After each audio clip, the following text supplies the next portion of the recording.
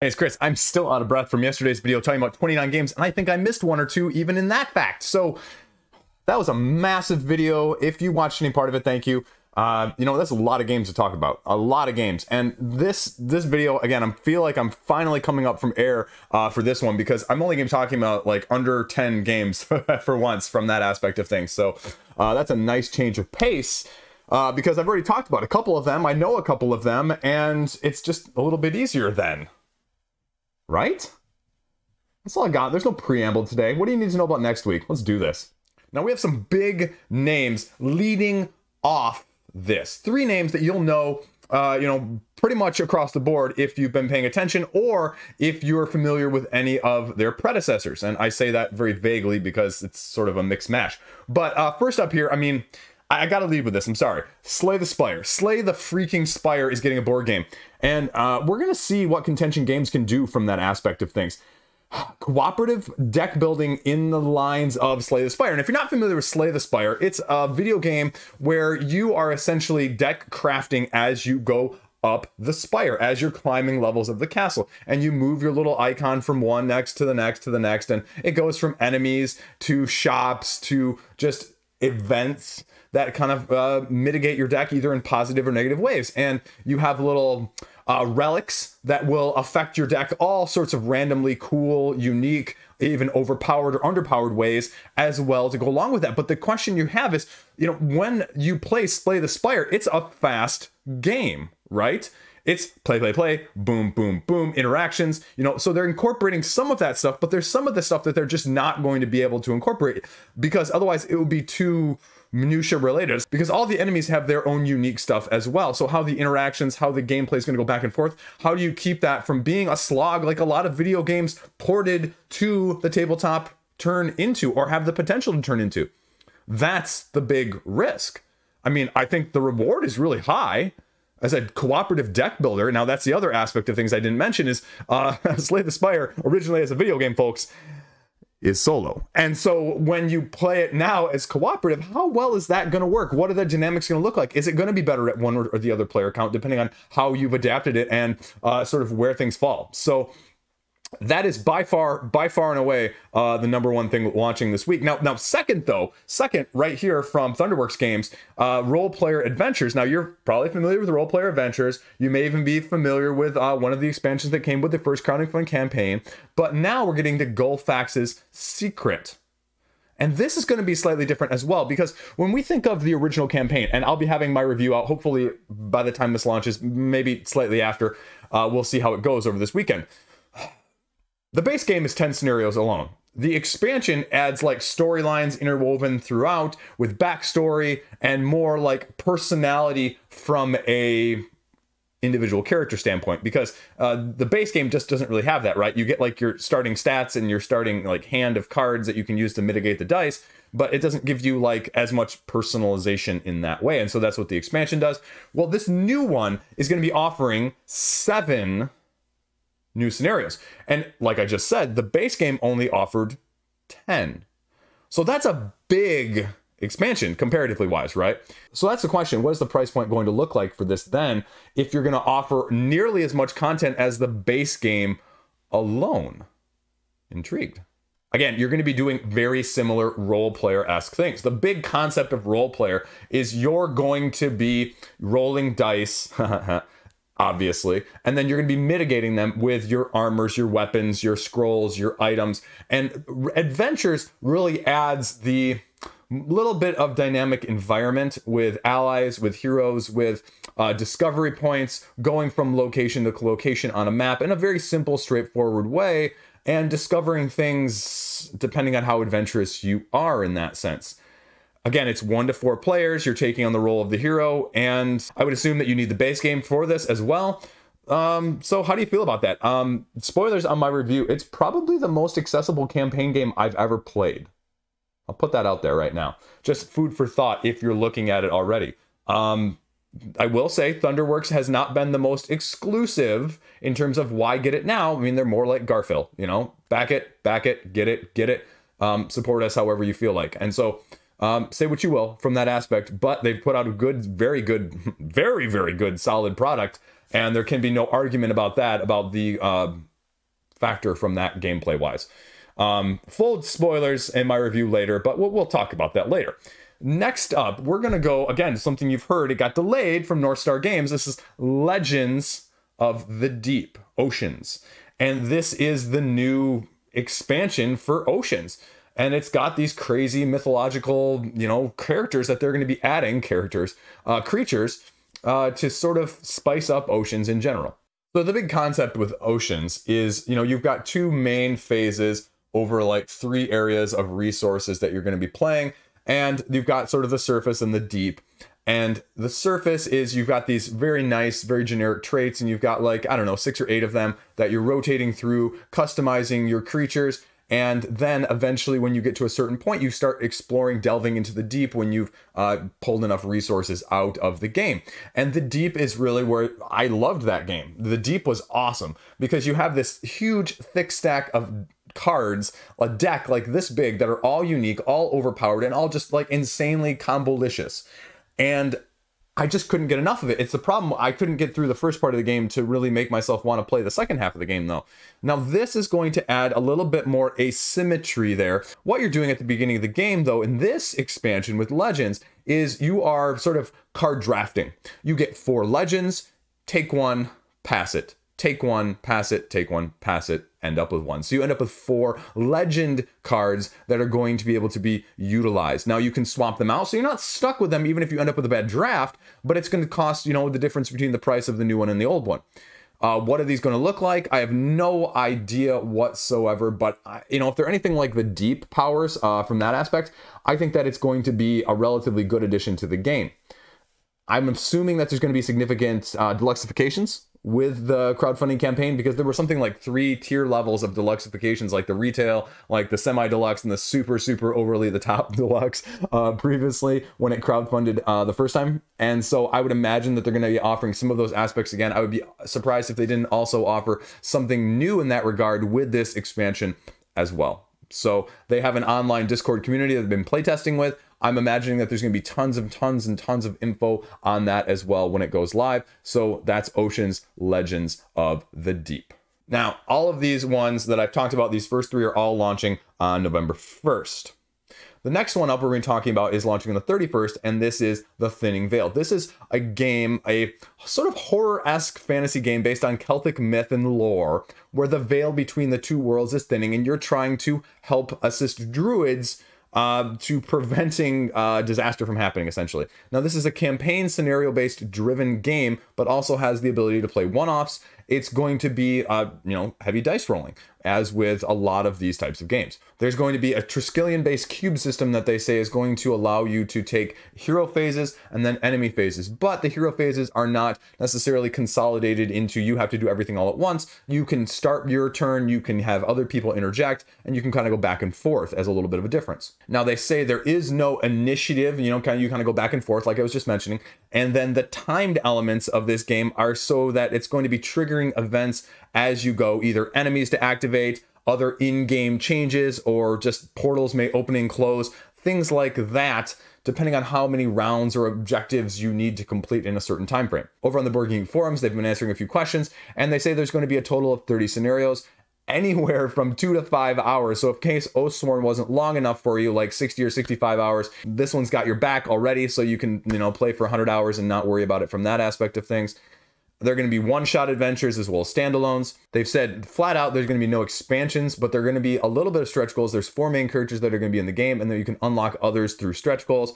This is an indie game, so we'll kind of see what they can do from a scenario-based situation. I like the theme. The theme is cool. We don't see a lot of the Celtic, that side of things, so we'll kind of see what they got going on the 31st before those other ones launch. Next up, launching on the 1st, I ran across this one. I don't know if it was Reddit or Facebook or whatever, but it's launching on the 1st. It's Legendary Tea Farmer as a worker placement game from 2 to 5 players where you're managing growing tea, right? Talk about a different theme.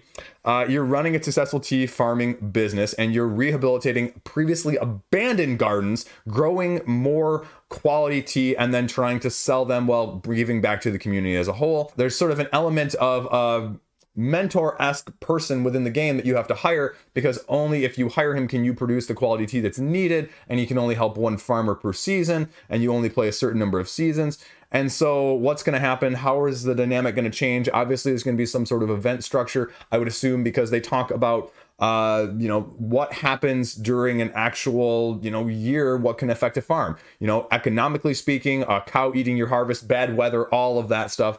And so from an auction standpoint, with a few dice rolls, apparently, as well as worker placement, it looks to be an interesting combination of things. And it's, going to be self-published. So take that for what you will. It's launching on the 1st. Next up, we're going to go over here. I don't have a picture for this one, actually. Nano Battle, Epic Mini Figure Combat, also launching on the 1st here.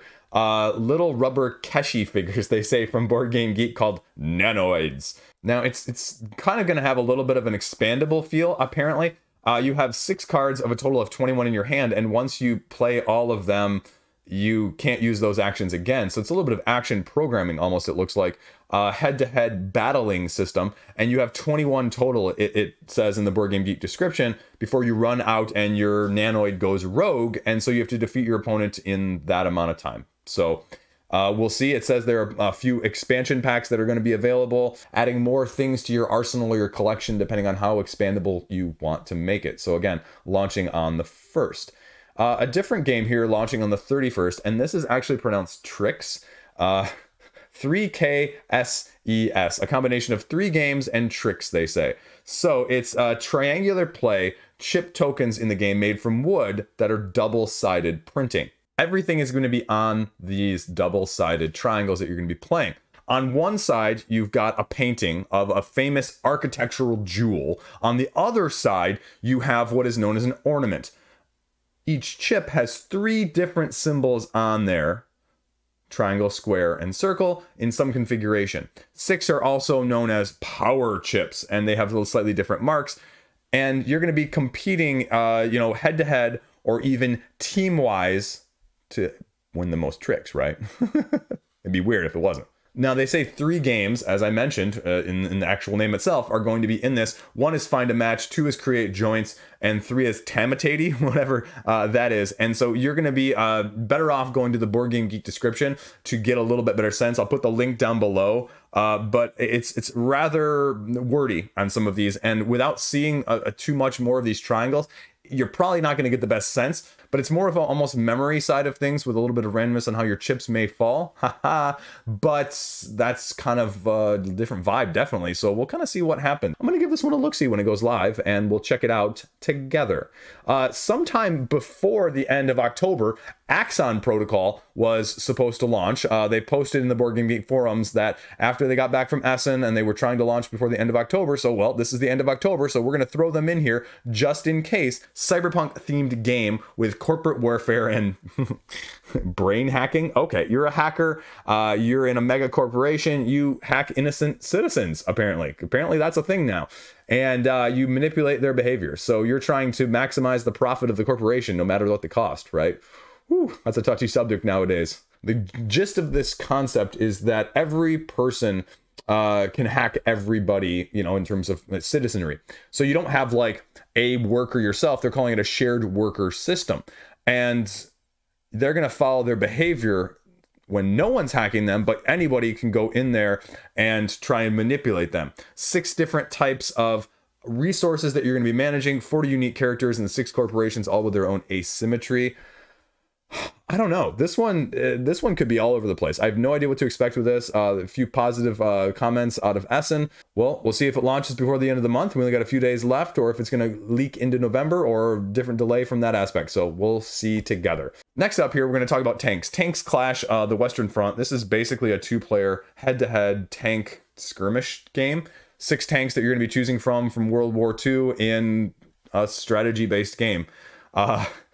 I always worry though, like when I see the Board Game Geek descriptions and I'm reading them, and you include terms like, in all seriousness, you use the term noob, checkers style armor tracking, they say, and then dice rolling hand management for tactical choices. Skirmish, right? What makes your skirmish game that much different or that much better? Tanks clashing? I mean, it's a video game thing, but will it port over to the tabletop as well? I have no idea. We'll check it out. It's supposed to launch on the 1st. that is it right now. That is all the stuff on my radar. There were a couple that didn't launch in October that I had that got delayed, I think, but nothing like overwhelmingly massive, at least that I can remember offhand. But hopefully a little bit quieter week and a little bit of decision time for some of those other campaigns that have launched in the last 2 weeks or last month of October. Because by the time you're also watching this, I have to decide whether or not I'm going to get in on Wonderland's War, because I'm filming this and it's going to end in a few hours. So that's going to be my dilemma of the night, of whether or not I want to get that, because they've added a few little extra things. So it's not just a single deck anymore. What else should we talk about? Let's see what else we got going on. I got nothing going on, really. Kids' last soccer game, the time you guys are watching this, and that's about it right now. I just need to get some stuff played this weekend. That's pretty much the extent of my weekend right now. I've got nothing else planned. That's kind of nice, actually, for once. Nothing else going on, nothing else to worry about, nothing else to think about, which is just kind of nice. Kids aren't, you know, like running around too much. We don't have any activities. Might take them, you know, there's the boo at the zoo, so we'll probably do that. It's about the extent of it. I don't even know what my kids are anymore. Dinosaurs, maybe? Dinosaurs and Harry Potter? I think that's what we're going as. Yeah. Thrift store Halloween costume shopping right there, let me tell you. Upcoming week again, I think it's going to be hopefully more review heavy, because I've got about 4 or 5 in the queue that I need to get done. I need to get this one done too. It's just sitting on the table here next to me to remind me that this one needs to be done. This needs to get played. This needs to get played. I should put out a review of this. This one's pending some B-roll filming. This one is pending some B-roll filming. So just a smattering of some interesting stuff. Let me know what you guys thought about the Oathsworn video. And again, just if you're interested, Patreon down below. That's why I can spend talking about an hour and a half with the roundup yesterday. That's, you know, it really makes it worthwhile, because again, I said last week that, you know, YouTube money compared to Patreon money, like Patreon money is almost at YouTube money, even for all of the views and subscribers and engagement. So yeah, if you do that, or just watch the video longer and listen to me blab for longer too, that's always kosher. I don't know, I got nothing else. I gotta mess with the overhead camera today and see if I can finagle with that, and I don't know, I gotta just figure some stuff out and see if I can do that, because that'd be really nice, and that's what's preventing me from doing a little bit of the B-roll from other stuff, because if I can do the 2-camera thing, and that'd be really awesome. I'd be really psyched about that, so I gotta figure that out. Otherwise, I got nothing else here. I've been debating about hanging this up, or this was hanging up before I rearranged things. But I just don't have a good place for it right now. Yeah, right? If you know, you know. Yeah, I'm a Naruto nerd.